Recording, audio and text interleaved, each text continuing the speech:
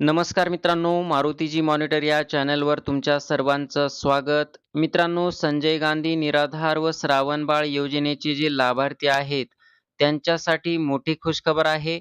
म्हणजे या योजनेच्या लाभार्थ्यांना अनुदान आता डी-बी-टी मार्फत मिळणार आहे. तर या व्हिडिओच्या माध्यमातून सविस्तर माहिती पाहणार आहोत. चला तर व्हिडिओ सुरू करूया. व्हिडिओ सुरू करण्याअगोदर जर तुम्ही चॅनलवर नवीन असाल तर चॅनलला सबस्क्राईब करून ठेवा. असेच नवीन अपडेट भेटत राहतात.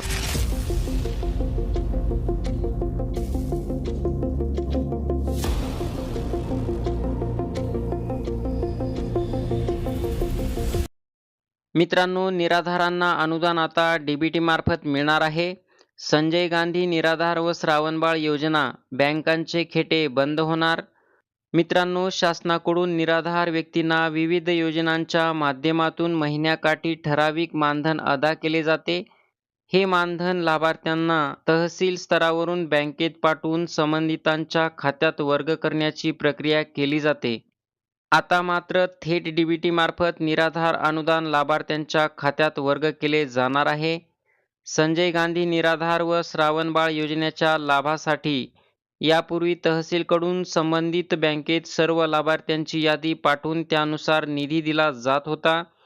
तो निधी बँकांकडून संबंधित लाभार्थ्यांच्या खात्यात वर्ग केला जात होता. या प्रक्रियेस विलंब होत होता, त्यामुळे वयोवृद्ध लाभार्थ्यांना अनुदानासाठी बँकांत खेटे घालावे लागत होते. मात्र आता निराधारांचे अनुदान थेट डी-बी-टी मार्फत मिळणार असल्याने निराधारांची हेळसांड थांबून बँक कर्मचाऱ्यांची कसरत थांबणार आहे. त्यासाठी या दोन्ही योजनांचा लाभ घेत असलेल्या पात्र निराधारांकडून आधार कार्ड आणि मोबाईल क्रमांक संकलित करण्याची प्रक्रिया गोंदिया विभागाकडून सुरू करण्यात आली आहे. याबाबत गाव स्तरावर तलाट्यांना आवश्यक त्या सूचना देऊन संबंधितांना कळविले जात आहे. या योजनेच्या पात्र लाभार्थ्यांना 30 मेपर्यंत कागदपत्रे द्यायचे आहे, अन्यथा अनुदान अडकणार आहे. संजय गांधी निराधार योजना व श्रावणबाळ निवृत्ती वेतन योजनेचा लाभ घेत असलेल्या लाभार्थ्यांनी येत्या 30 मेपर्यंत आधार कार्ड व मोबाईल क्रमांक तलाठी यांच्याकडे देण्याच्या सूचना देण्यात आल्या आहेत. या मुदतीत आधार कार्ड व मोबाईल क्रमांक न देणाऱ्या लाभार्थ्यांना अनुदानापासून वंचित राहावे लागेल. या योजनेच्या लाभार्थ्यांना ही कागदपत्रे द्यावी लागणार आहेत. निराधार व्यक्तींना विविध योजनेच्या माध्यमातून महिन्याकाठी ठराविक मानधन दिले जाते. ते आता डी-बी-टी मार्फत सरळ लाभार्थ्यांच्या खात्यात दिले जाणार आहे.